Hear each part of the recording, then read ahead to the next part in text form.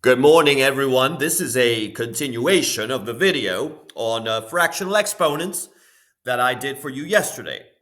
I was going to do it a little bit later today, but I figured I wanted to take my walk. I wanted to take my walk before it gets, it's kind of a chilly day today here in the mountains of southern South Central Virginia, and so I decided to do this before I go on my walk around the grounds. And we were talking about fractional exponents, and we were talking. By the way, there was a correction made. I want to thank all my subscribers who caught towards the end. I was working really fast, and I didn't write out all the exponent the whole exponential expression, but I put a clarification on the I put a pinned comment so that you can see the breakdown of it. But thank you all to who brought that to my attention. I really like that because I want students to be paying attention. I want subscribers also to be paying attention and seeing if they catch anything. Always please feel free to let me know. We want to have as much accuracy as possible.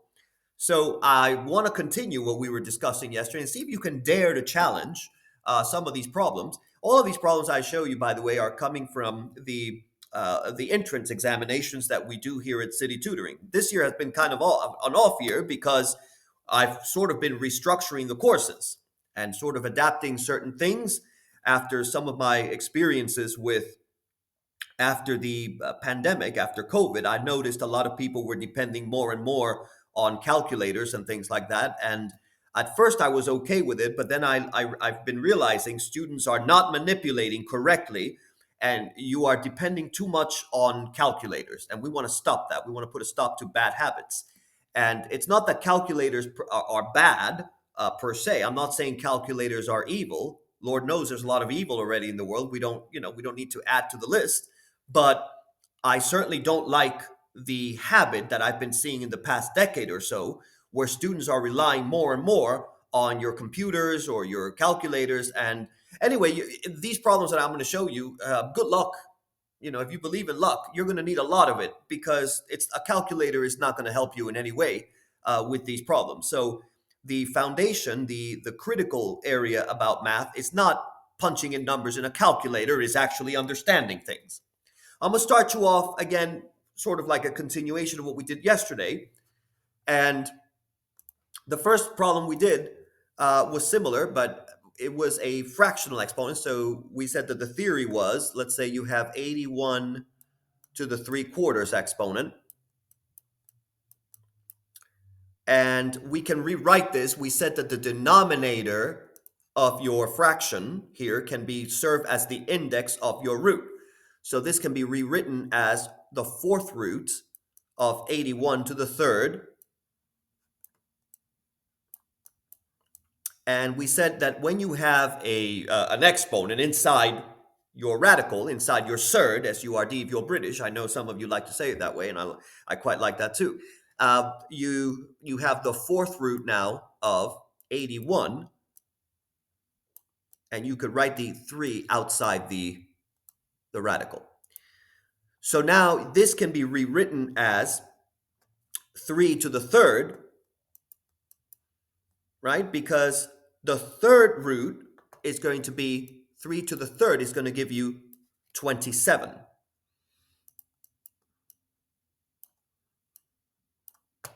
All right? So the fourth root of 81 is going to be the same as this. All right? So the theorem was basically the law, a to the m over n can be written as the nth root of a to the m. And very important, it always comes with the terms of service. I'm getting rather fed up with reading textbooks that they publish for the schools. Houghton Mifflin is one of them. I'm going to name out some of the publishing companies that are not clarifying these things. I'm going to call them out. Macmillan, you're another one. This, right, is the condition is there's something in math, there's an upside down symbol, right, that looks like this in set theory. And we mean that this means for all n, for all numbers that are the set of the natural, that are an element of the natural numbers. Make sure you know what a natural number is. If you don't know what it is, hopefully your textbook explains that. I'm not going to get into it in this video, though. I'm assuming certain knowledge. And of course, A has to be the set of, right, all the greater than or equal to 2. So n has to be this, the index, right, that I'm putting the arrow above, has to be at least 2. All right, very important that we know these conditions. All right, now let's extend this logic a little bit. What if I gave you 4 to the negative 2, and let's raise it to the negative 1? Uh-oh. The moment I start doing that, I did this yesterday, by the way, on the board in an in-person class, the class gasped. They felt lost. They said, Mr. Cromwell, I've never seen something like that.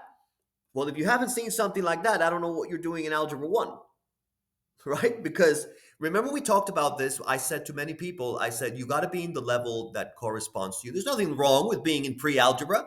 If you need pre-algebra, you get pre-algebra. Nothing wrong with starting out from the beginning. So what happened was, you got to be real careful. I have students over and over and over making the same mistake because you're overthinking. You still have to follow the order of operations here. This is 2 to the negative 1, and notice your base here is 2. But you have a negative sign in front of the 2. That means the negation symbol. You still have to do the exponent part first. So this can be rewritten as the 2 to the negative 1 can be rewritten as 1 over 2. Let me just circle that. I want to make sure you understand what I'm doing here. This part right here is what takes priority. It's not negative 2, it's 2. So 2 to the negative 1 can be rewritten as 1/2 because it's 1 over 2 to the 1. But because you had that negation symbol in front, we're going to switch that now to negative 1/2.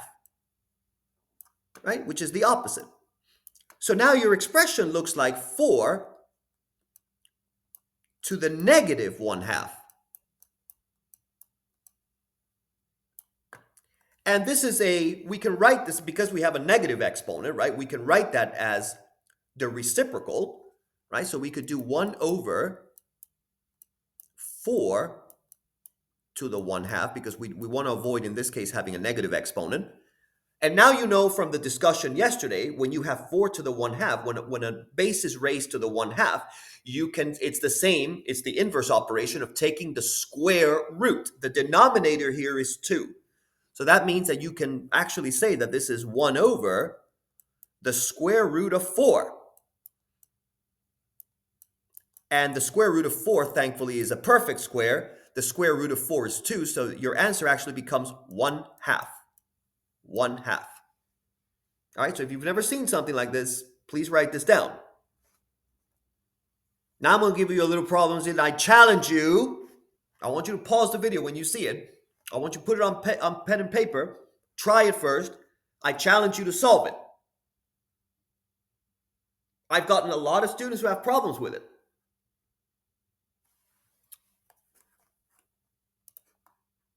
All right, I'm going to erase all of this. Hopefully you copied it.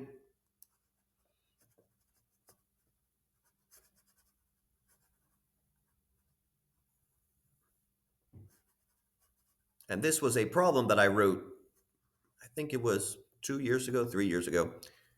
But I generally write out all the problems from my textbooks. I write them out over, usually in the morning during my prayers, my morning prayers. And here we go. All right.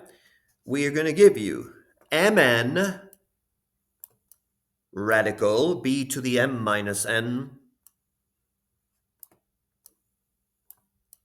What a lovely expression. And I want also np radical b to the n minus p.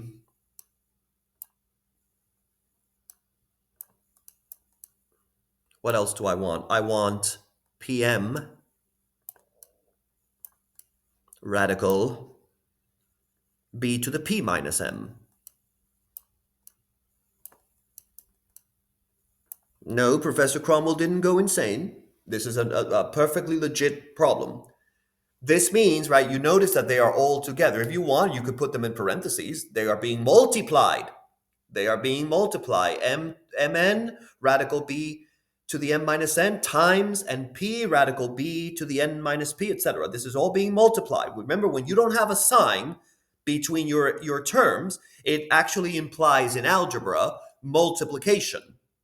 Multiplication. So if it helps you, I mean, why not? You could put a little dot here between them to remind you. All right, I want you to pause the video and let me know in the comments what you got before you saw the solution, obviously. Otherwise, it doesn't make sense, right? Otherwise, you're only lying to yourself.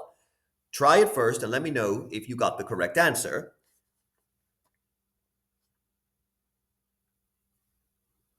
All right, did you get 1? Did you get 1 as your, if you got 1, you are correct. And why is that? Well, I was expecting that you applied on this the laws that we talked about yesterday.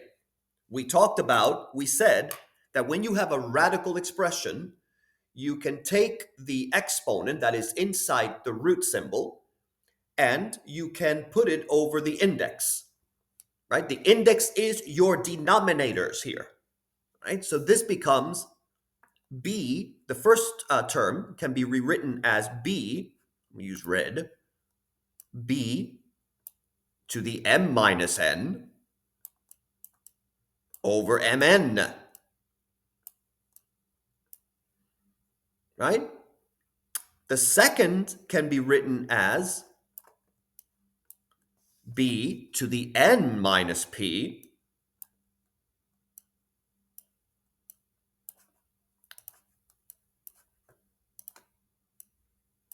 over np.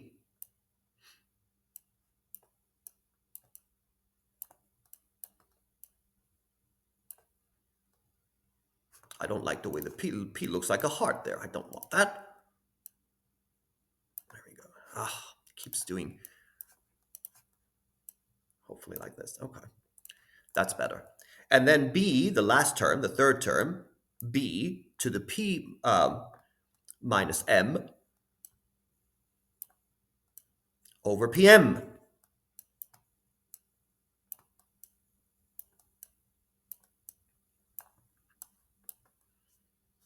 Now, once we have this, right, we have fractional exponents here, but you should already know from the laws of algebra how to simplify these expressions, right? When you have fractions that are being divided. In the first case, you have m's and you have n's, right? So if we simplify this, again, I'm assuming you know how to do that, right? You know that you have to cancel things. So this becomes b to the 1 over n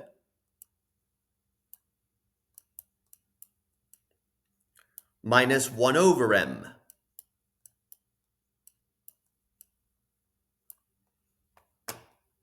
Right? This, the second term, n minus p over np, that becomes b to the 1 over p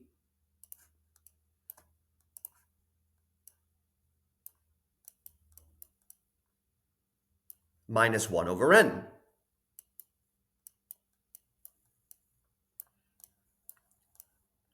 The third term, b, p minus m divided by pm becomes 1 over m minus 1 over p.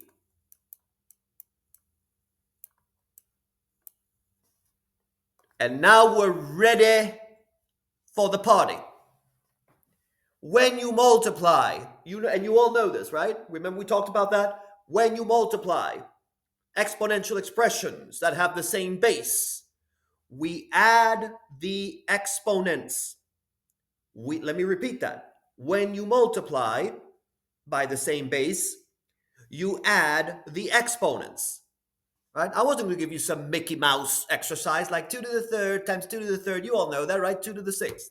I'm not interested in that. I'm interested that you apply real mathematical logic.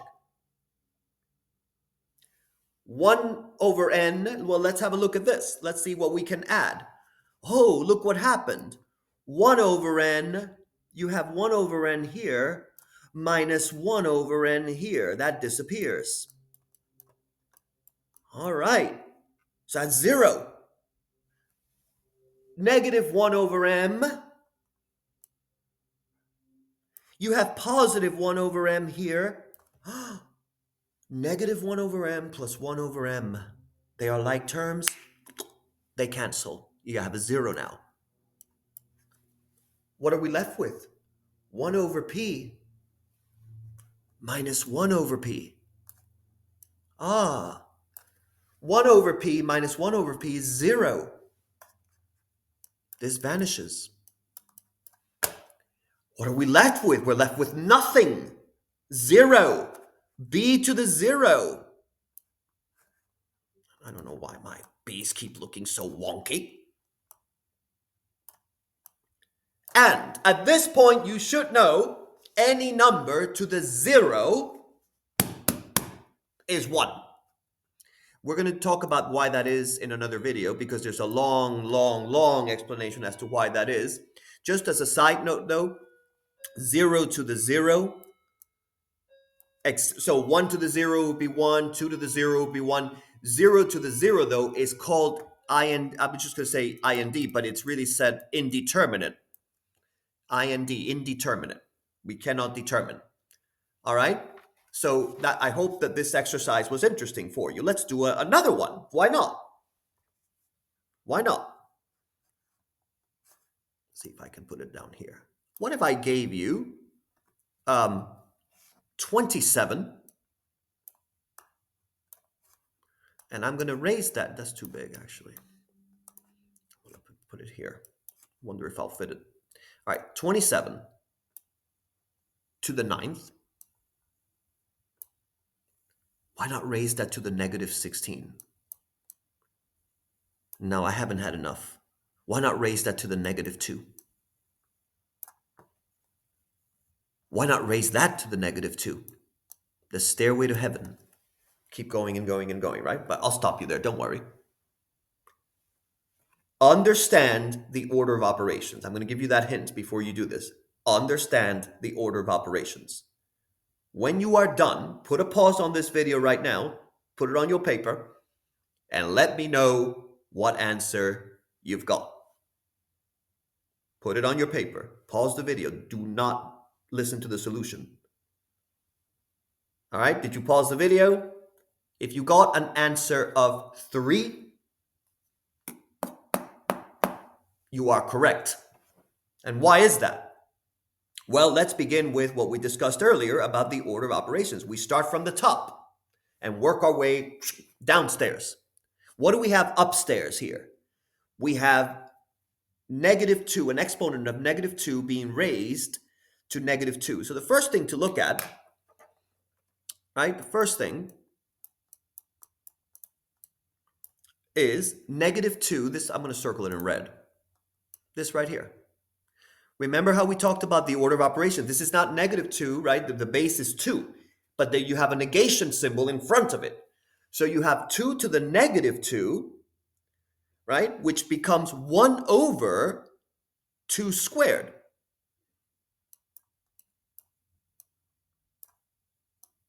But because you have that negation symbol in there, we got to put in that negative in front of it. So now we have 1 over 2 squared, that's 1/4, negative 1/4. Your whole number now is negative. Now, second of all, we need to apply this now to the 16. We've already taken care of those upstairs, right? So now we're in the middle of the stairs, negative 16. We have negative 1/4, so now we have negative 16 to the negative 1/4, to the negative 1/4 or 1/4. Now, what did we talk about yesterday? We said that the denominator can always be written with the index, right? The index, as long as the index, of course, has to be greater than or equal to 2 is the condition. So now you have you can rewrite this as the fourth root of 16. The fourth root of 16. Now be careful, right? Because the fourth root of 16 is actually 2.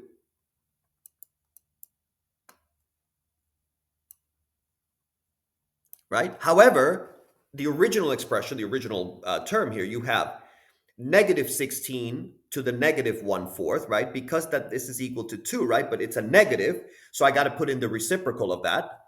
So this actually ends up being negative 1/2. All right, just have a look and to see why, right? I just do the breakdown here. Now, the third thing,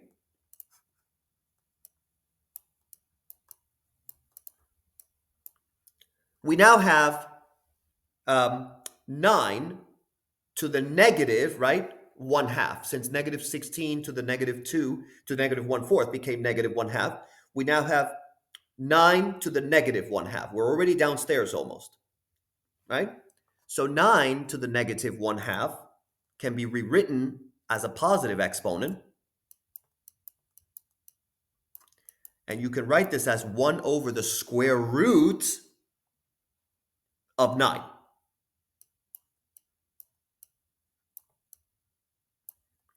And the square root of 9 is 3. So this simplifies to 1/3. And finally, you have 27. Now we're ready to the party, right? To party now. Because 27 to the 1/3. Now you have 27 to the 1 over 3. And what did we say yesterday? We said that the denominator can be rewritten as the index. So this becomes the cubed root of 27 to the 1, which is just 27.